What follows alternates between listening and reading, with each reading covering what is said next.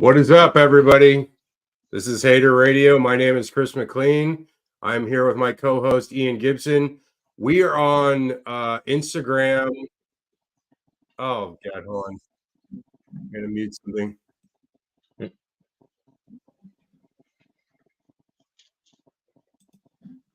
Yeah. So again, repeating, we're on Instagram live for the first time because StreamYard just made it available. So anyone that's on Instagram, thank you for viewing. We're trying to build up the rapport and our fan base on the live streams. We do it through Facebook, YouTube, Twitter, X, and now obviously with Instagram. So you can follow us all on any of those. And what we've had real success with is with our YouTube channel, which all the videos are live there, or not live, uploaded later. And then we're up to about 100 subscribers there. Just the other day we passed it. So, we started off with 1 subscriber to begin the season, and now we're, that's, I don't know what percentage that is, but it's 100 times that, obviously. So I think it's 1,000%. I think that's how that works. I haven't been as strong as on my math lately because I'm not being a math tutor anymore. But anyway, so let's talk about it. I'm wearing green. It's Wear Green Wednesday. Ian is not wearing his green appropriately, of course, but he was there. I don't know if you guys saw, anyone that was on Twitter. We posted some of the videos that Ian had taken when him and George got on the field after the Boca Raton game, Boca Raton Bowl. And you know what, man, USF winning 45-0 against Syracuse, such a huge win. I'm so excited for the future for this team. With the on-campus stadium coming, they finished that practice facility. A lot of different facilities for the football team going to be built. It's just an exciting time for this team. Recruiting was top 50 in the country. I don't know if we've ever been that high. It was the highest group of 5 team recruiting wise. Just remarkable all the way around. A great finish, a winning record, 7-6 after only having 4 wins the last previous 3 years. It's just, I don't know. To describe it is kind of indescribable, actually, because they were nothing. The program was like non-existent, and Alex Golesh has resurrected this program. And Ian, you were there. I want to hear your opinions about the game. Yeah, so the game itself, we mentioned it before, but I always, on the car ride, me and my cousin George, and I'm sure you thought of it too. Syracuse is very wounded. Head coach is gone, and now, all the quarterback opted out. They are getting Kyle McCord, but unfortunately couldn't use him for the bowl game. He was on the sideline. And I'm sure they were thinking there was some way we could have used him, but they were trying to, kind of a wildcat option, and trying to do what Navy did, which had some success in the first half against USF. And that was the part that I was most concerned about, is that Navy game, that first half, Navy was doing a very good job confusing the defense, especially the linebackers. And USF did not fall for it one bit. USF defense, this was clearly USF's best defensive game, and I understand they literally had a tight end at quarterback. But even against a team like Navy, who runs that style of offense, USF didn't look that good. They were doing a great job, finding the gaps, splitting there. The objective was to pretty much just play them up front, and if they beat you in the air, if they ever throw it, they beat you. And they did a very good job, kind of prioritizing where the attack was coming from. Offensively, just spectacular. Atkins now becoming the first 1,000-yard receiver in USF history, and well-deserved. He did a great job. Byron Brown making plays happen. Very, just the offensive machine was, was humming, very well done, and did a good job. That hurry up, you can tell Syracuse was not ready for that type of offense. And you can see this, I remember saying this in the game, from the Western Kentucky game, USF, I think now would have won that game, because most of the time when that offense was going, the USF was not ready for this hurry up offense. The team itself, I remember, I think we mentioned it before, the first 2 games, they weren't exactly, in sync with each other. Now with that offense, getting into gear and with these players now understanding the system, it is a well-oiled machine. And they just exploited Syracuse's weaknesses.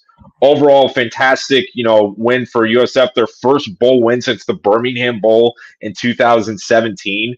I was a sophomore in high school when that happened, and they were wearing the old Under Armour, those really weird uniforms. Quentin Flowers, Marlon Mack, those guys. And yeah, I think that was their first bowl appearance since 2018 in the Gasparilla Bowl too. So they knocked a lot out. And again, we mentioned it before the show, largest bowl shutout ever. And obviously, in the offseason, it was amazing recruiting class coming in. And the disparity, I wanted to mention that. Not only was USF like top 50, they were not only the best AAC class in the conference, they were the best class by a healthy margin. I think Tulsa and Eastern Carolina. Tulsa was second place, Eastern Carolina was second. But I believe, and again, composite rankings, make that with what you will in scoring. USF ranked 196 composite score. Tulsa was 187. That's almost a 10-point disparity in recruiting class, which is huge.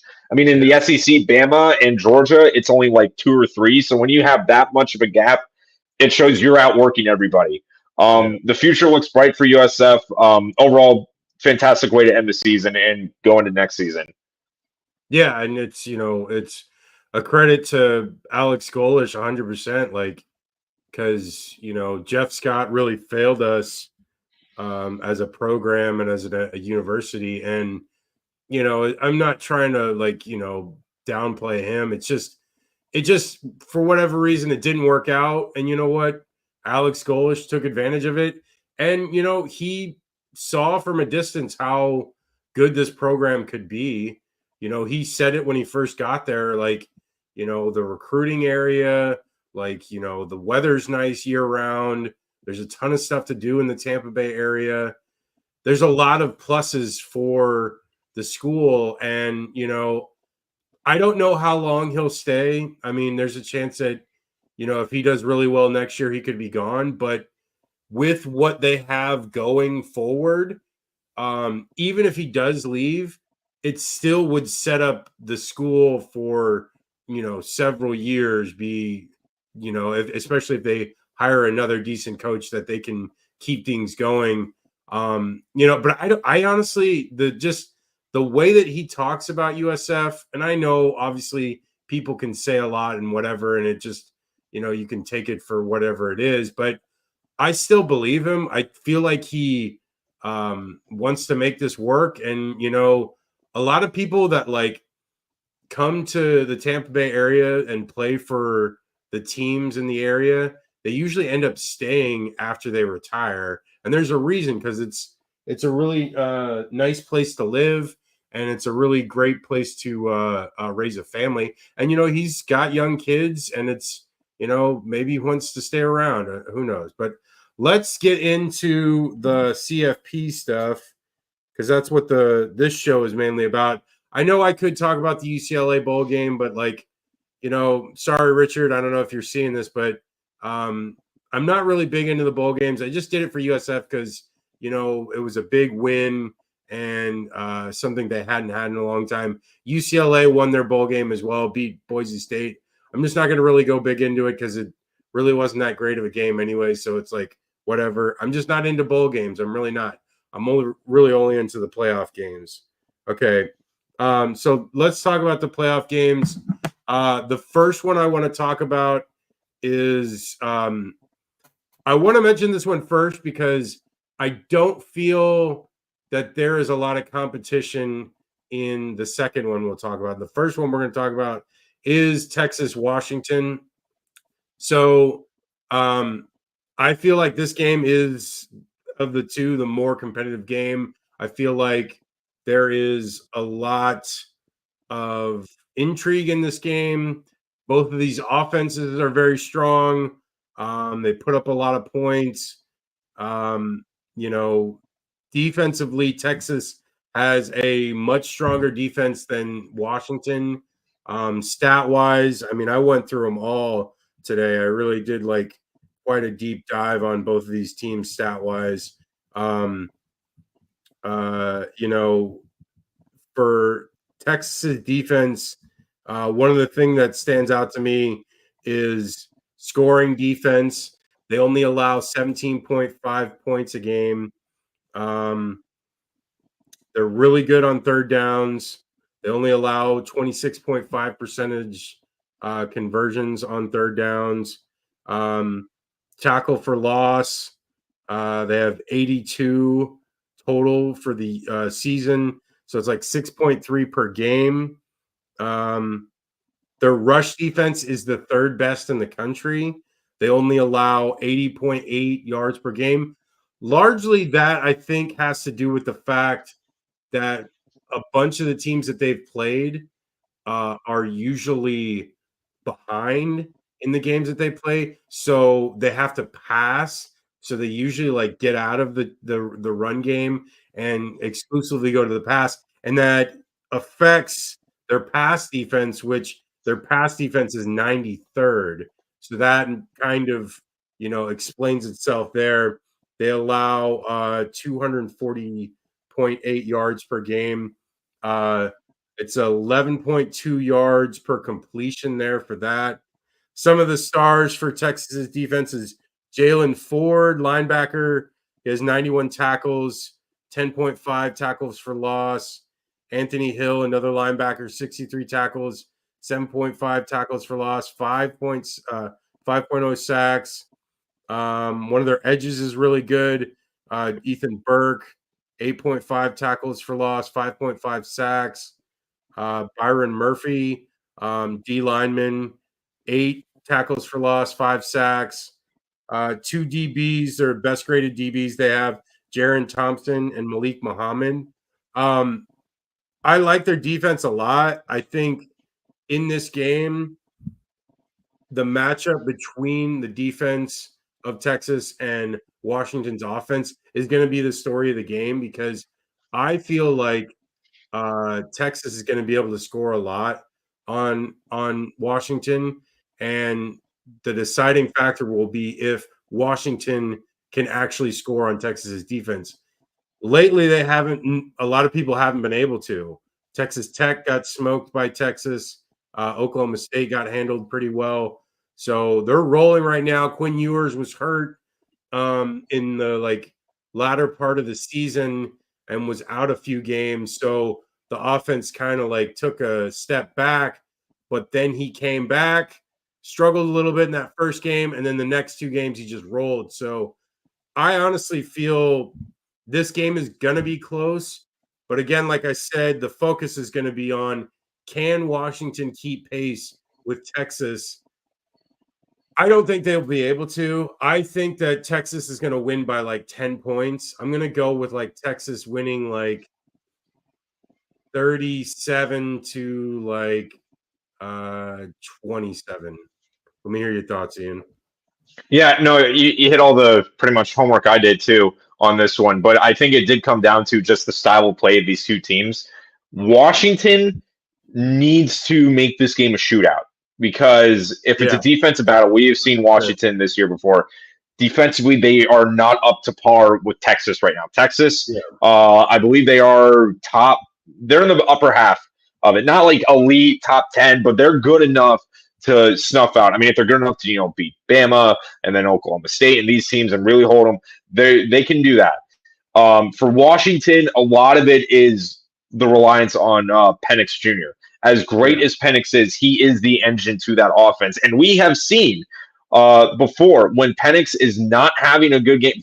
Case in point, the Arizona State game. Penix probably wasn't sharp, 275 yards, which was pretty good. But when he's not having a really good game, against Arizona State or, Oregon State, Washington State, and pretty much any team with a state in it, it's not, when he's not having a game, it really anchors the offense. So that is what it's going to come down to. That is going to be, Texas's main priority, is as it was against Alabama. when Alabama and Texas played each other, they completely focused on Milroe because he knew he was the most dangerous player. You take him out, you make it very hard for Alabama to win. Now you do that with Penix, and for that, Washington, the only chance they have to make it a shootout. And when it comes down to that, I still think Texas has the advantage in that one. I feel like if Texas plays a Washington game, they can still win that. If Washington is playing a Texas game, they're going to get it's not going to be close. As great as Washington has been this year, I feel like Texas just overall pound for pound finds a way to win and is the better team. I'm almost exactly the same. I'm going to go with like a let's go 38-28. Make it some parity there. Yeah. For the Longhorns. So the other thing I noticed that I didn't mention was that Washington is the third most penalized team in the country. That could be a huge factor in the in the guise of just the flow of the game, where if Washington is getting themselves behind the sticks and not being on schedule to get those first downs, it could be a huge problem and could get them out of the flow of the game, especially the first like quarter or two, where if they aren't clicking right away, Texas might just be scoring at will, and then Washington is nowhere to be found. So okay, let's move on to Alabama, Michigan. I actually might be able to go to this game, and I'm hoping that I will, because it would be the first Rose Bowl that I could go to, considering I live only about an hour away. When I was first moved out here to LA, I was only about half an hour away from Pasadena. So, I've wanted to go for a while. I have friends that have a connection to the parade and some certain other people. So maybe I'll be able to go. I don't know. I mean, I'm not like trying to brag. I'm just saying it just to bring light to the fact that this is a nationally covered college brand that we're trying to be. And if I can go to games like this, it's kind of good for our brand that we can be out there. So, I'm excited for this game because it is obviously, Florida State, Alabama. There was a lot of controversy there. We talked about it day of when it happened. And, will this Alabama team show out?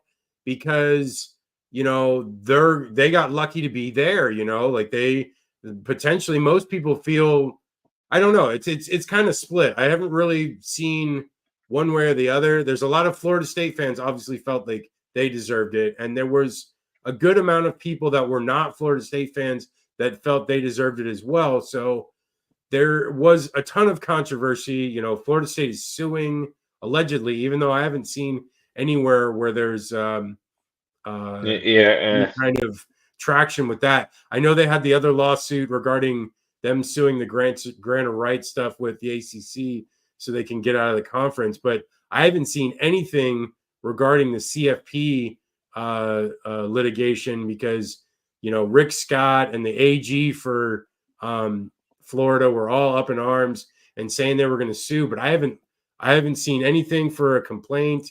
I've seen nothing. I don't see anything about what's going on. So obviously it was just a bunch of bluster.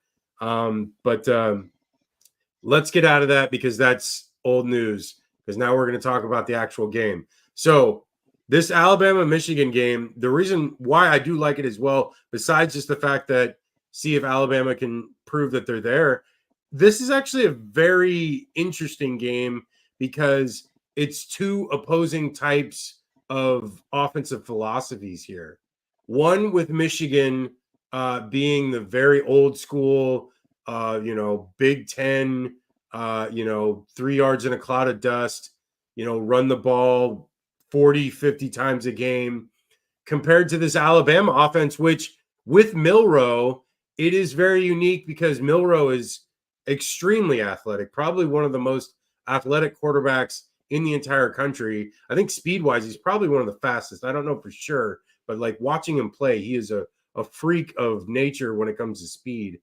And him and the way he operates that offense is definitely, where the new approach of offense is going, of having a more athletic quarterback, being able to be more dynamic with the ball, RPOs, making a difference there. And, I like Alabama's offense a lot, and I'm actually excited because I believe Milroe is a sophomore, so I'm almost positive he's going to be back next year, which is like great for college football. It's weird now. We're getting into the point where it's like, these stars in the college level are getting that NIL money, and they can stay longer if they really want to. And, it may be to the point where, schools are spending a ton of money to keep these guys, which, it is a weird thing. I don't know if people realize, but back in like the early days of college football, like 100 years ago, that college football was bigger than the pros, and that they used to pay the college players more than the pro players. And so like no one even cared about pro football. And like it was like there was such a bit. They made that movie what is it? Leatherheads? Leatherheads. Yeah, it was with George Clooney and Jim Krasnicki. And so, it's funny that it's almost coming back to that a little bit, not to the same extent, because still you make more money contractually as an NFL player than you probably would in college, but it's definitely getting up there. It seems to be getting up there. But let's get back on the task. As far as Michigan's defense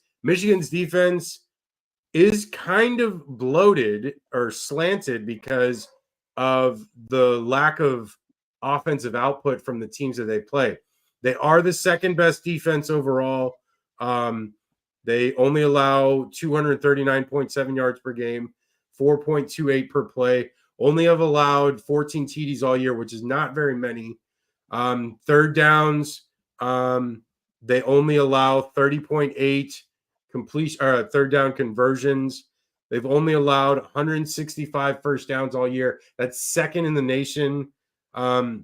Red zone defense, they've only allowed 9 offensive touchdowns out of 21 red zone opportunities. Passing defense, again, they haven't played a really great passing quarterback. And not that Milroe is as well, but it's kind of inflated here where, they're second in the country. It's, again, they haven't played anyone, so it's really hard to judge how good this team is. Now, I will say fifth in run defense is strong suited because they do play a lot of really good run teams in the Big Ten, because that's what mainly the focus is in the Big Ten, is running the ball. So to have a good run defense there is extremely well. So they'll be well suited for the run. But again, because they have not played an athletic quarterback like Milroe, it's going to have a huge effect. Some of their stars on defense, Jalen Harrell is the edge, 7.5 sacks, 9 tackles for loss. Braden McGregor, he's an edge, 7 tackles for loss. Junior Carlson, linebacker, 79 tackles. Mike Sandstro, 4 interceptions, 6 pass breakups. He's the highest graded secondary player on PFF. As far as Alabama's defense, though, and that's where it's like this is going to come into play, though. Okay, so Michigan's defense is strong, but Alabama's defense is really strong as well. And I think that might actually be what sways my opinion the most here, is that J.J. McCarthy has not seen a fast, athletic defense like this, and super strong as well. They have a lot of really good ends and linebacking play. They're all their DBs have some of the highest PFF grades. And it's this Alabama defense, let's see, it's 19th total defense, only allowed 28 TDs, considering there's quite a bit of offense in the SEC. LSU is one of the best offenses in the country, and they played them pretty strongly. They've only given up 213 first downs. That's 21st in the country.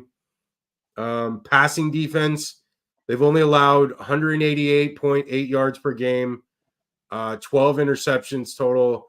I don't know. I really like this Alabama defense a lot. I think for as far as the offense goes for both of these teams, Michigan's rankings are not very high. Their total offense is 68th. Their passing offense is 72nd. Their rush offense is 60th. Like, I don't know. I mean, I'm not sold on this Michigan team at all. I haven't been all year. And Ian, you know that. I've said that all year. Yep. I just don't believe in this team.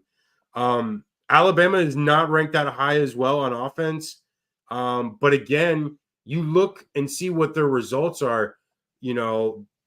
They ran all over LSU, which LSU doesn't have that great a defense. They played very well against Georgia. That Georgia defense is obviously one of the better in the country. And, they were in control of that game almost the entire way. Like once they went up by 10 points, they were almost up by 10 points the entire game. Even though Georgia kept coming back, Alabama kept putting points and putting drives together. Milroe, extends drives, extends plays. He does so many things. I just feel like this Alabama team is so much better than this Michigan team as an entirety. Yes, there are some parts of Michigan that are very good. Blake Corum is a stud. The tight end is pretty solid as well. Their run game, obviously, I appreciate.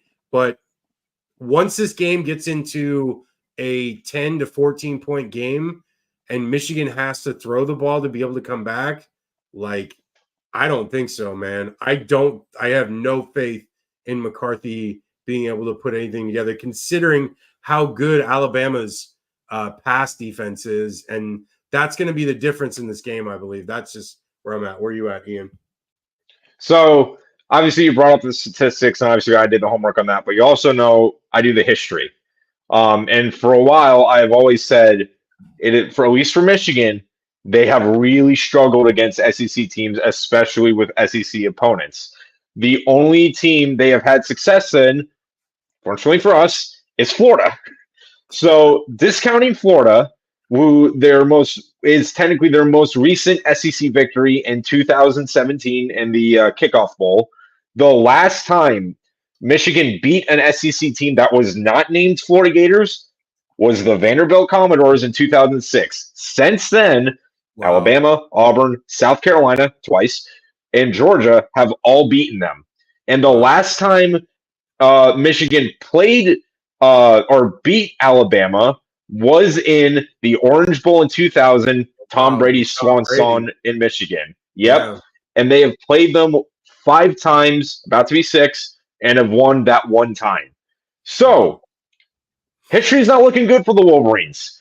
Unless the other team's wearing orange and blue for some reason. I don't know what it is. They got some hex on the Gators. But for Michigan, when you look at it this year, I do agree with you, is that the schedule-wise, it's been very top-heavy. They have that win against Ohio State, which is probably the closest to an Alabama-type team they will play. Yeah, true. And I didn't say that, and I wanted to put that out there as well, that Ohio State is as close to an SEC team in the country that you'll get. And that is fair to argue that. And not only just an SEC team, but a top-end SEC team as well. So, yes, go ahead. Sorry.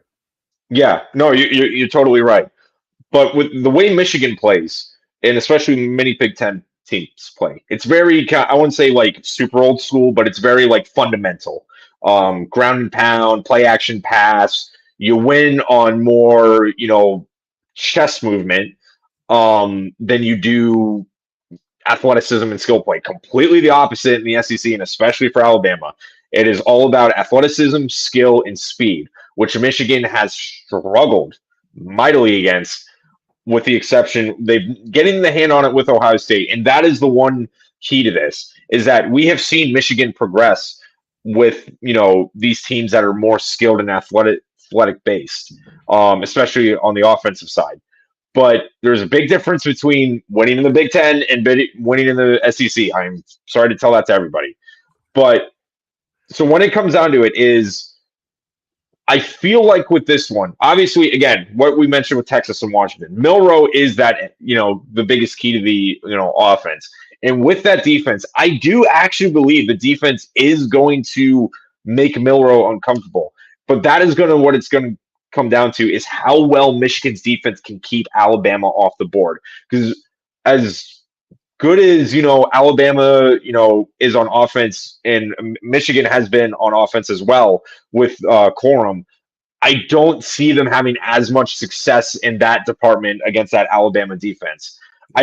I think they'll score, but not enough. So what it's going to come down to, pretty much a huge beating around the bush here, is that how well Michigan's defense is able to contain Milroe will dictate who's going to win this game.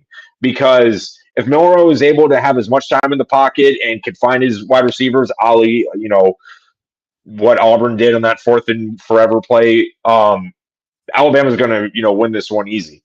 But if they can get to Milroe and make him uncomfortable, and we've seen when Milroe is under pressure, he's not the greatest at that.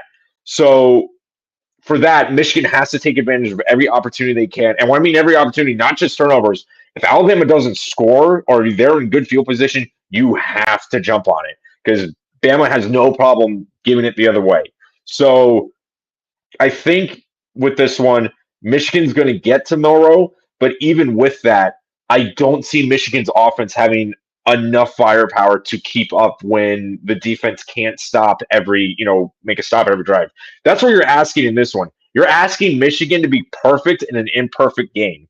And I don't think that's going to happen. And I think Bama takes this one. I think it's going to be close, but Bama knows how to win these games, and they've played these games before. And I've said it before, Michigan really struggles on beating these SEC teams. They don't know how to win against these SEC teams unless they're wearing blue and orange.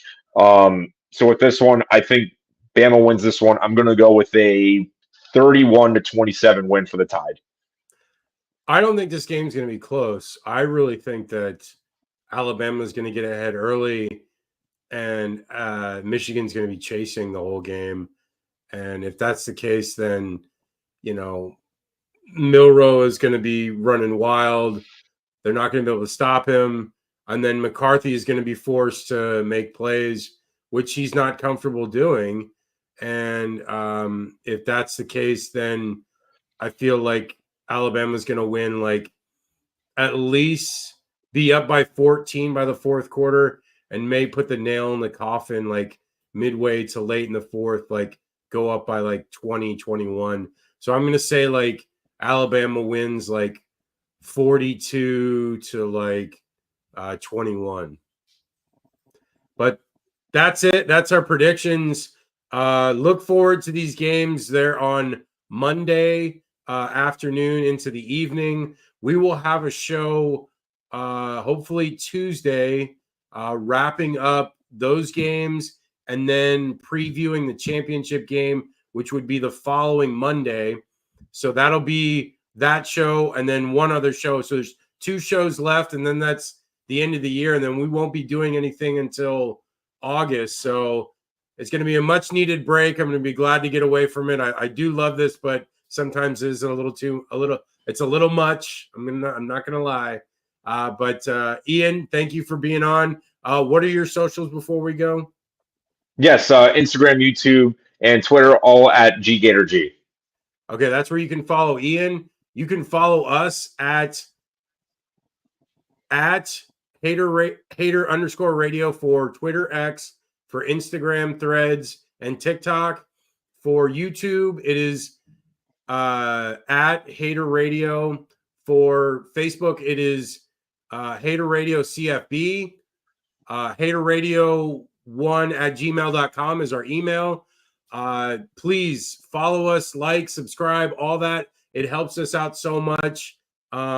We appreciate all of you, it's been such a great year, and we look to finish this out. Enjoy these games. And if I forgot to say this, but Merry Christmas to everyone. It was just the other day, and Happy New Year as well. And we'll talk to you guys soon.